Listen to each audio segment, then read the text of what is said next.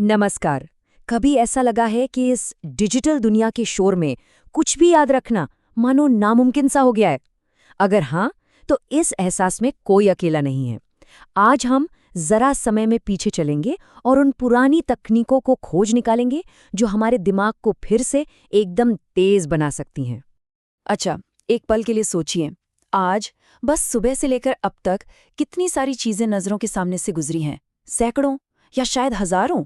Social media, news, emails, ये तो जैसे एक कभी ना खत्म होने वाली सुनामी है ना? लेकिन असली सवाल तो ये है कि जानकारी के इस पूरे महासागर में से कितनी बूंदें असल में हमारे दिमाग में ठहर पाती हैं। ज्यादातर तो बस भाप बनकर उड़ जाती हैं, है ना? पर घबराने की कोई बात नहीं। इसका एक बहुत बहुत पुराना और कारगर इलाज मौजूद है। थोड़ी हैरानी की बात है ना, कि हमारी इस नई नवेली मॉडर्न प्रॉब्लम का हल हजारों साल पुराने ज्ञान में छिपा हुआ है। प्राचीन ऋषियों और विद्वानों ने, पता है, अपने मन को किसी लेजर की तरह एक जगह टिकाने की कला में महारत हासिल कर ली थी। चलिए, एक छोटा सा मुकाबला करके देखते हैं। एक तरफ है आज के मल्टीटास्कर और दूसरी तरफ प्राचीन विद्वान। हम एक साथ 10-10 टैब खोलकर खुद को बहुत प्रोडक्टिव समझते हैं, जबकि वो लोग एक ही ग्रंथ में महीनों महीनों तक डूबे रहते थे। हम शोर में जीते हैं और वो शांति में सीखते थे। बस यही छोटा सा फर्क उनकी याददाश्त को जबरदस्त बना देता था।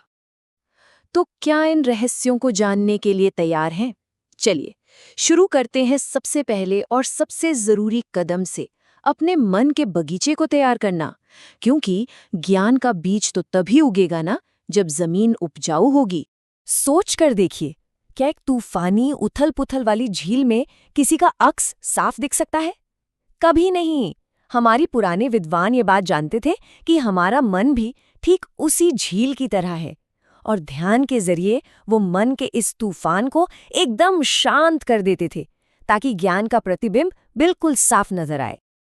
उनका दूसरा हथियार था एक बार में बस एक काम। जब वो पढ़ते थे तो सिर्फ पढ़ते थे, कोई फोन नहीं, कोई दूसरी सोच नहीं। वो उस विषय में ऐसे डूब जाते थे जैसे कोई गोताखोर समंदर की गहराइयों में उतर रहा हो। और पता है क्या?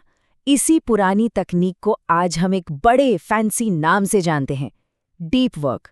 दुनिया भर के जो टॉप परफॉर्मर्स हैं ना, वो आज इसी सदियों पुराने सिद्धांत को अपनाकर कामयाबी की नई नई ऊंचाइयों को छू रहे हैं। और उनका तीसरा राज, मौन, यानी कि चुप्पी।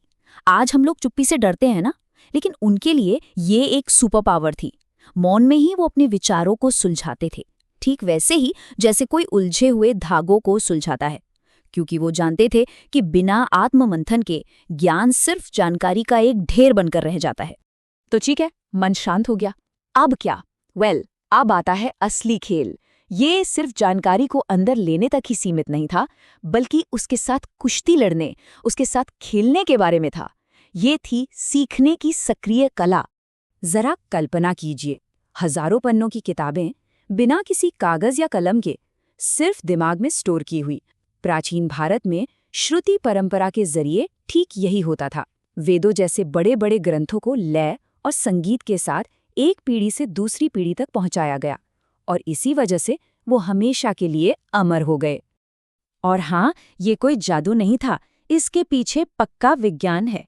देखिए, जब कोई चीज बोली जाती है तो उसे सुना भी जाता है। ये दोहरी प्रक्रिया, यानी बोलना और सुनना, दिमाग में जानकारी को ज्यादा गहराई से छाप देती है, जैसे किसी पत्थर पर नक्काशी की जा रही हो। अब बात करते हैं एक ऐसी तकनीक की जो सीधे किसी जासूसी फिल्म से निकली हुई लगती है, मेमोरी पैलेस। सोचिए, किराने की लिस्ट याद करनी है तो बस अपने घर की कल्पना कीजिए और दरवाजे पर दूध का एक बड़ा सा पैकेट रख दीजिए, सोफे पर अंडों का ढेर लगा दीजिए और टीवी पर ब्रेड का एक पहाड़ खड़ा कर दीजिए। है ना कमाल? अब इसे भूलना मुश्किल है। हमारे प्राचीन विद्वान जानते थे कि याददाश्त एक मांसपेशी की तरह है, जिसे बार बार ट्रेन करने की जरूरत पड़ती है। वो एक बार पढ़कर किसी चीज को छोड़ नहीं देते थे। नहीं, वो उसे कुछ दिनों बाद, फिर एक हफ्ते बाद और फिर एक महीने बाद दोहराते थे। इसी को कहते हैं स्पेस्ड रेपिटेशन, जिससे जानकारी शॉर्ट टर्म से लॉन्ग टर्म मेमोरी में चली जाती थी। लेकिन इन सब तकनीकों से भी बढ़कर एक बात थी। उनका लक्ष्य सिर्फ रट्टू तोते बनाना नहीं था, उनका असली लक्ष्य था समझना। वो सवाल पूछते थे, बहस करते थे और ज्ञान की एकदम जड़ तक जाते थे, क्योंकि वो जानते थे कि जो ज्ञान दिल से समझा जाता है वही दिमाग में हमेशा के लिए बसता है। पर ये सारी तकनीकें एक मजबूत नींव के बिना अधूरी थीं, और वो नींव थी उनकी जीवन शैली, उनका लाइफस्टाइल। ये सिर्फ कुछ घंटों की पढ़ाई की बात नहीं थी, ये तो 24 घंटे सीखने के लिए जीने की एक कला थी। उनकी दिनचर्या किसी घड़ी की तरह एकदम सटीक होती थी। एक तय समय पर उठना, पढ़ना और सोना। ये जो अनुशासन था ना, ये उनके मन के लिए एक लंगर की तरह काम करता था, जो उसे यहाँ वहाँ भटकने से रोकता था और एकाग्रता को अपने आप बढ़ा देता था। वो उस राज को जानते थे जिसे हम आज अक्सर भूल जाते हैं, कि दिमाग और शरीर एक ही टीम के खिलाड़ी हैं। वो जानते थे कि एक थके हुए शरीर में एक तेज दिमाग नहीं रह सकता, और इसीलिए योग और प्राणायाम उनके लिए उतने ही जरूरी थे जितनी की किताबें।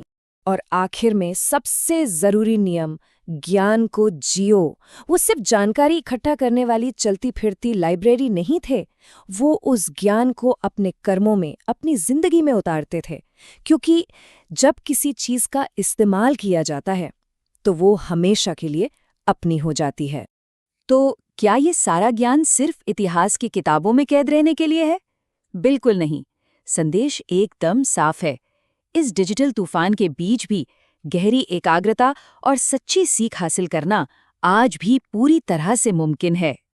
याद रखिए, ये सिर्फ कुछ बिखरे हुए नुस्खे नहीं हैं, ये एक पूरी प्रणाली है, एक पावरफुल इंजन की तरह। ध्यान इसका ईंधन है, अनुशासन इसका ढांचा है, दोहराव इसका गियर है, और उस ज्ञान को लागू करना इसे मंजिल तक ले जाता है। और जब ये सब साथ मिलकर काम करते हैं तो हमारे दिमाग की छिपी हुई शक्तियों को जगा देते हैं। तो अब सवाल ये है कि इस खजाने में से आज कौन सा एक हीरा चुना जाएगा? क्या कल सुबह सिर्फ 5 मिनट के लिए मौन बैठने की कोशिश की जाएगी, या सिर्फ 1 घंटे के लिए फोन को थोड़ा दूर रखा जाएगा? शुरुआत छोटी ही सही, पर आज ही होनी चाहिए, क्योंकि ज्ञान को शक्ति में बदलने का सफर पहले कदम से ही तो शुरू होता है।